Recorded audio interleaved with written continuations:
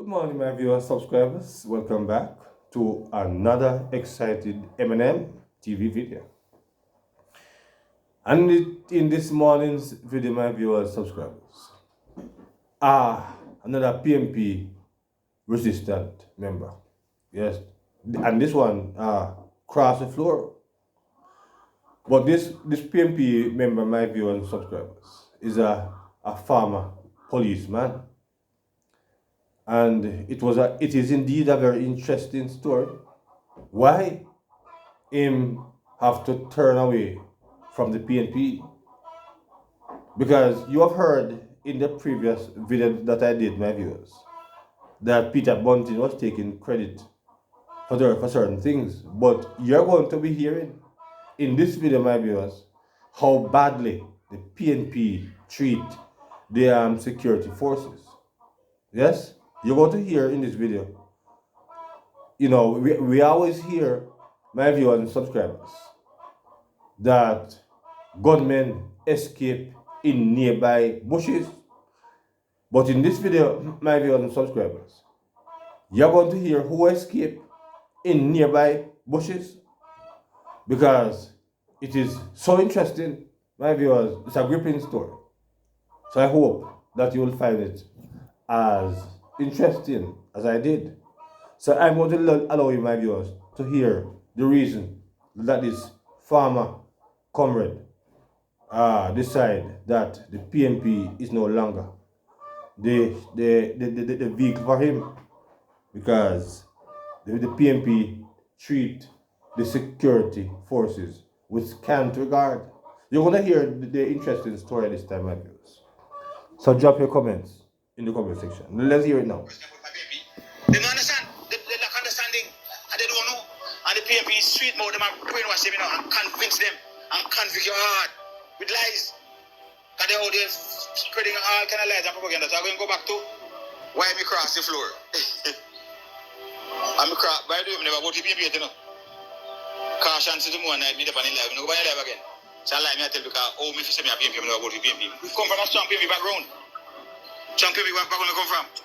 But my first time to vote was in 1980. And I gave Ryan Peralta my vote, who went up against Michael Mann. He lost too. And I voted in East Central Kingston. So now, one night, the first thing that faced me was my colleagues there, because they were switching in droves. The police, even that ton laborers, I turn strong PNP police. And they were trying to convince me. And I tell them, say, no. I say, we run them, I say, no, son, you can't tell me nothing. Because I'm very strong guy, you know. As I grow, they love to have independence of thought and independence of opinion. You can't just come tell me something on the surface and me believe it. I dig into it first. And then come and I try to show me say PNP no good. And I say, no, son, you can't tell me nothing. Me a comrade. Me a comrade for life. The first thing they tell me, they say to me, say, look here, you can't say me chat foolishness. Listen to knowledge. Go and do your PNP. But if you're going on PNP era and doing an exchange of crown, if you actually hit your target, make sure you have the weapon, you know. If the target perish, you know, you're going for capital and alive, you know. You understand me? Then warn me about that.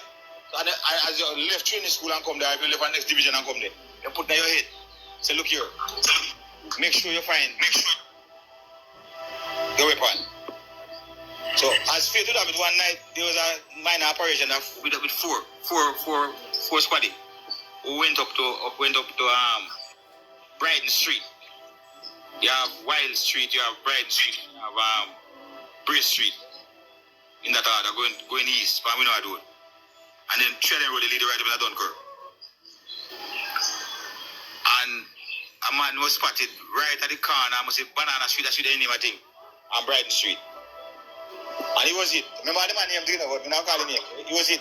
And him pipe taken. But the members had to take it themselves. Members had to run away out of the place because and shine the Christmas after that, you know. Other men were positioned strategically all over the place. So once you get the pipe, you dig up and regroup. Because man scatter now. When some man reach, they can't find the man, you know. Man gone a different direction now. Police escaping nearby bushes, you know, man. Can't imagine. Take him a joke. I'm taking a joke, brother. Police are escaping. Oh, gosh. You know, you're not going to defend yourself, you know. I spin as then give spin barrel, then give brother. I'm gonna clap. Other things are very big, because we have. I'm just giving you right pushes. Some man scatter, some man runs, so some man runs, some man gone. What are the candidates? Like what are they? This is what they go and tap up now. Like what they are. Yeah, man, you might can tap up the screen. Yeah, that's good. And share the live. Those persons in the comment section, tap on the screen and share the live. And comment, go and comment. You have to keep the thing active. Make some comment, ask some questions. You can't see them though. Glasses, I give me trouble. I go look at glasses. So glasses look like something gets by that kind of freeze up. So we can't see. Most of the time, we don't wear it. A team report was made, and the deputy superintendent in charge of the second in charge of the division. And so you saw that they never have no man. You have one super, one DSP. That is always around that time. Him come in and him say, no man. You know, man say police around the police retreat. You going back up there? A bad man, do you know? You going back up there? We have to run again. 54 hours. I have to run again. Once the DSP plus 53. Everybody have scattered again. One man get hit by foot. But the man will hit it, I'm close to strength, you know. When the man reach back up here, the man say, the man should run at it, we get caught. But the man's a big comedian doing it, man, a big joker, you know. Nobody try when the man say, man, tell me foolish, after man breathless, man want to let breathless, man, cut out, but he get caught. So the man dropping punch foot. Pure red syrup, you know, brother. They say, man say, you never talk. He said, me don't want to panic, brother. But I think jokes, the man get caught and I don't joke, same way. That's what I better say. I will rush him down the hospital and start him out and thing. So the next morning, my big boss then turn up in a constituency and we go, can call the station and get officers to go walk with him. You know, you want to be seen to be on the police side, you know. So he carry go walk the constituency with him. And then he come back at his constituency office, which was right on Wild Street. There's a Wild Street in East Kingston, you know, and a Wildman Street in Central Kingston, two different streets. Don't mix it up. So the constituency office was on the left-hand side of that. The first street after you left Ellis Road going east and we don't know the first street where the apartment complex there right there. Those who know it. And the constituency office was right inside it.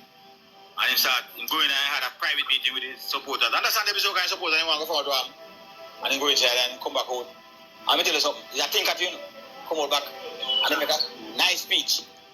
Police force, security forces have to find a way to close ranks with the citizens, work with the citizens. Citizens on the other hand have to cooperate with the security forces and work with them. He might make a good speech, can him that. But he was a fellow there who never liked him myself. When I support that, never liked him myself. I did a grumble and I need to be born and I go in face and I walk on like game cock, you know. But I can't hear myself, until like he couldn't take him back up and couldn't take it anymore and he started burst out and say, oh, you think I know, you can go and talk, you will liberate super man, I'm going to run on last all over the place now. You think I know, man, I tell you man want bigger pie. What? Yes. You think I know, man, I tell you man want bigger pie. Man, I eat that. Brother, Mr. Jashi, Bakay man is turned with like fire. And Jashi started falling fish and the regular common fish, you know. A fish, Jashi go fishing, I thought, when him go up the step. I run him chew and I saw coming up and running and hold him and he can't come back. I'm telling you something. Man, I blow like a steam, like a diesel, man, I blow him. Until they calm him down and hold him and calm him down. Until, you know, when you do it for him left. And go up the comrade and show him love. Word is love. I feel like word is love and top of him face.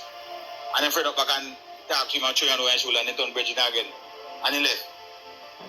So when we go back to base now, you the man to me. Bridget. You see what I'm a while ago? You say, yeah man, but I still comrade.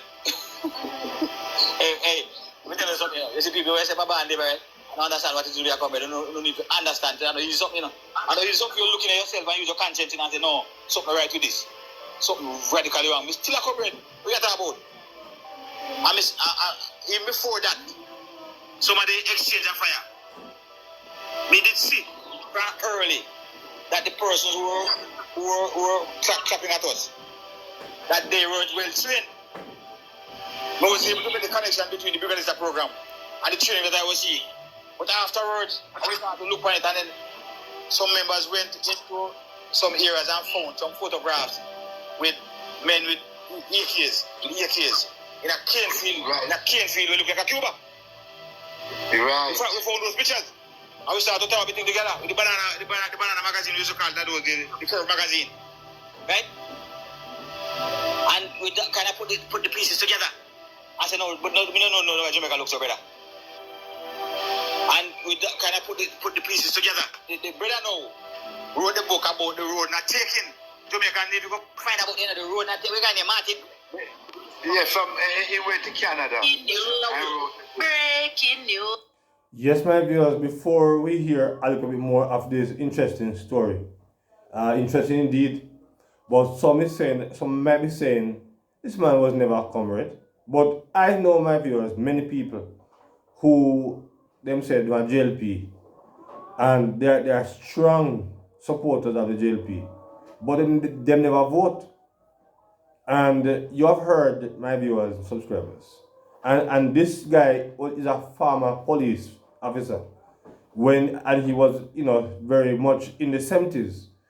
And it is from this time, even up until, my viewers, recently, the PNP do not put any much emphasis in the police force. They have not given the police not much to fight crime with. But then you hear Bunting run off him out. Now you are hearing, my viewers, that it was from Michael Manley days.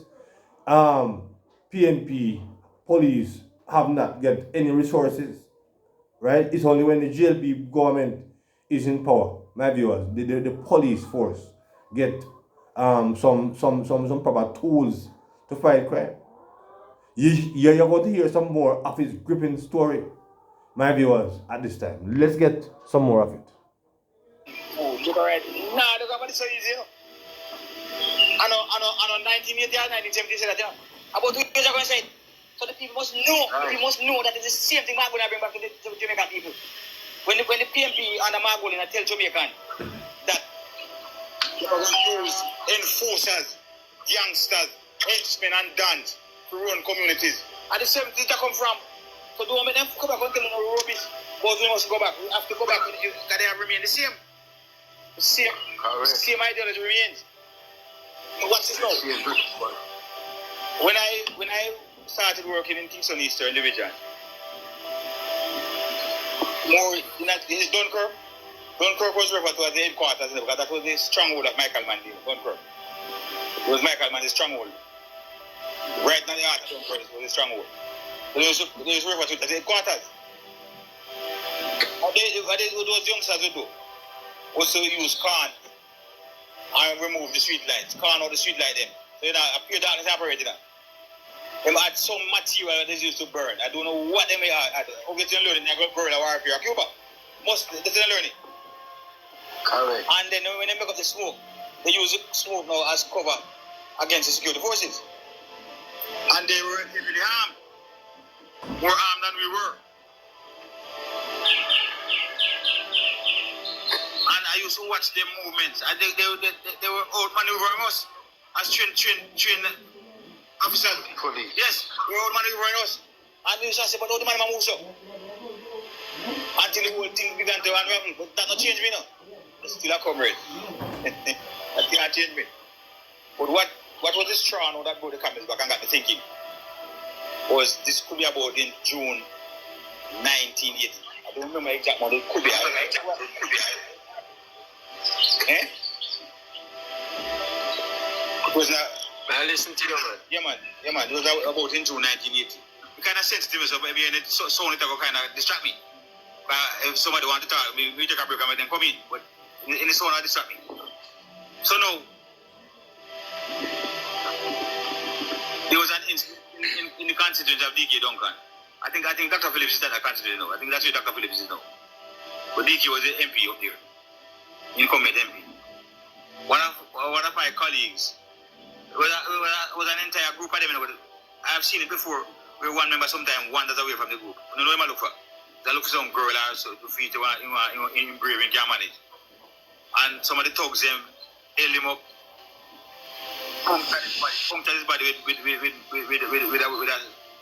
a sharp edge weapon multiple times and took away his SLR. One of the tall one then, SLR. And that affected me badly. But that by itself would not cause the change. And do my colleague gets about because it rules not me say me comrade, you know. That me not think about that, me think about me comrade.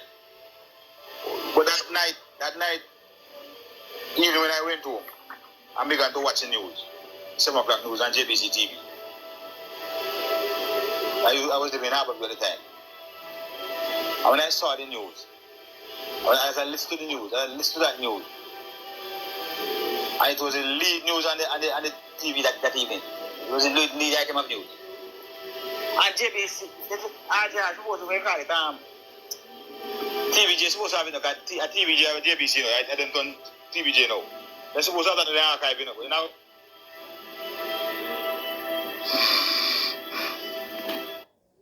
I forgot about a little bit. You cut out a while ago here? No man, the phone call make it, I have to take it. So, you know, sorry about that, I apologize. That's all right. So, for the first time, on the 20th of April 1980, that was the Gold Street Massacre. Yeah, right, 20th of April 1980. Yeah. For the first time, the police found the shells from 16th at Gold Street. Yeah. So we were not satisfied that these persons were using. Call it 16 and leave it at that. Call it 16 and leave it at that. Right. Yeah, we have too nice. We have too much noise. I don't know if it's your background, Orlando. I don't know that, bro. Yeah, we have a knocking there. Yeah, man. No, man. That's all right. That's fine. So we know, as a matter of fact, you know, when we found those shells and took them to the armory at Ellis Road, not even the armorer, an assistant superintendent named when you again? Harvey. ASP Harvey. Not even him knew what they were, you know. The man was the armorer for the force, you know. He was going every weapon. I said, what is that? And he look and he said, but no, I don't know what this is. I said, all right, don't give me the time. And he took up some magazine. Come on, say, no, internet took up on your brother. Man took up some magazine and started go through magazine. Hold him and say, go through magazine. And you know, when he found out what it was and read up on it, he called in every patrol, you know. And said, gentlemen, you have to be careful, you know. And he said, that's the first list me get. Pan the 16, you know. I'm start here from that day until now. We talk about 45 years ago. Last month, 45 years. I still remember the list where the man tell about the shock waves. Of course, I've got additional training on it after that. But then I tell you, I'm saying it has a shock wave in it. It's a hard surface. It's your skull. It goes through the wall. Can't go through the wall. It wall like a bomb. Yeah. That's what the dangerous thing is. We start up, carrying on no brother. So we go to the Federation, they go talk to the man, they were at 79 East Street at the time. And show them, say, brother, this thing don't look good, we have to get some of them things, we have to match try to demand them. And then probably call an emergency meeting. Because we go back a road, go work here, because we... Hey, Bridget, in them days, we never hear about bulletproof vest, we never hear about nothing name, body armor, never hear about helmet. Well, one or two helmets, you see that mobile reserve, you see those. But I'll tell you something, they were not ballistic helmets, you know. Those helmets, I remember from that squad. Say, Mr. Virgin, let me tell you something. I know ballistic helmet them. A decoration. And you know what then Minister of National Security told him, Donald Thompson was the minister, told the chairman of the Police Federation, his name was Inspector J.D. Macbeth. You know what I'm saying? 16s were not designed, you can't get police, because 16s were not designed to be fired in built-up area. Right. That's what he told the Police Federation, you know, the minister. And we never get none. We don't get none. Yeah, but you must remember, you know, he was a part of it bringing in the guns from Cuba, you know. Well, you have to be careful of that. Yes, my viewers, there's some more from him, but you have heard, my viewers, how much the PNP people, the PNP government have no regard for the life of the security members, because the criminal, my viewers, was firing M16, but the PNP commissioner at the time did not believe that the police should have it. So you are seeing here how the PNP put criminal, give criminal, allow criminal to have more firepower than the police. And what can go so? How can the criminal cause the police to escape in nearby bushes? Because when they have those kind of weapons, my viewers, and the police, them supposed to have the superior power. Them are police, but under PNP, criminal was more powerful. No wonder it is called a criminal organization. You're going to hear some more from this brother, my viewers. But now that you are understanding how the PNP give the police no protection, you have heard in my viewers that said that they not even have vests, they not even have helmet in those days, and they were expecting to serve and protect. Yes, no protection at all. They have for themselves, but that's how PNP treat people. But my viewers, let's hear some more at this time, and then we close. Let's hear some more at this time, my viewers. By the way, without going further, Michael Mandy, why am I talking about the BNP? Michael Mandy. The worst prime minister you've ever seen. Let me tell you exactly what happened. This incident up by in DK Duncan's constituency where Peter Phillips is the MP now, and the injuring of the member. That in and of itself would have caused the turn away. Even though I had seen many more things before, I was so entrenched in PNPism that alone couldn't cause me. But that night on the news, when I heard the incumbent Prime Minister came out, it was in lead news on JBC TV, and he came out now and said, today something very unfortunate happened in the constituency of Comrade DK Duncan. A policeman was drunk and abandoned his pipe. His pipe was rescued by my supporter and taken to the party headquarters, handed over to me. Hold on, man. I have since handed over to the Commissioner of Police, and I don't take orders from the security forces. As a matter of fact, I give them orders. These are my orders. And it's not the orders that no comrade should be. I told Marky G, no comrade should be roughed up unreasonably. No comrade. No labor rights should be roughed up unreasonably. I mean, just go some woman to have a TV. You know, listen to one more word from him. So all the pressure with the colleagues me have behind that never worked with me. But I saw something where I said no. 45 years ago I said no, I can't, in all conscience, I cannot continue to support this thing. And the man, when I walk in the police station at Tennyson Road, a four-finger me open my ear, then man they need to drop me when they see me. So when I smile to them, say, what you do that time? I say, hey man, so alright, good. You have conscience. I'm going to write this moment and switch it. But you know what happened? I went to tell you this. I was never as strong as I might sound, as strong as a supporter I might sound as the Labour Party now. Never loved the Labour Party. I didn't like the Labour Party. Never loved coming up, grew up with the Labour Party. Initially, when I was supporting the party, I looked for a reason to tap support the party. Can you imagine now? I'm 45 years old, so it may see clear now why I rejected the PNP and supported the Labour Party. I see that without a doubt. And right now, if something should happen, that should cause me to withdraw my support from the Labour Party. I still couldn't work at PNP. I would become one of the uncommitted voters. I'm telling you that. There's no way a person with conscience and who know what the PNP has done to them would support them. No, absolute no way whatsoever. And that from that until now. So I was saying to you that I'm not a natural. I was never a natural supporter of the Labour Party. I'm a PNP. I'm a born and bred PNP. That's that. I took me some time. As a matter of fact, most people go back to tonight. Most people switch it tonight and go back to them. But I had to stop and look in myself. And I said to myself, say, you're not changing because you're saying the reason to change. You're not changing because your friends are going back. Your colleagues are going back. You're not a follower, you're a leader. Don't go back for that. And I begin to look at myself and I say, no. And after that, no, you say when they come in at 9:89, I say, oh, then go on. I say, no, sir. I say, no way. I said, no way. Could I go back to this?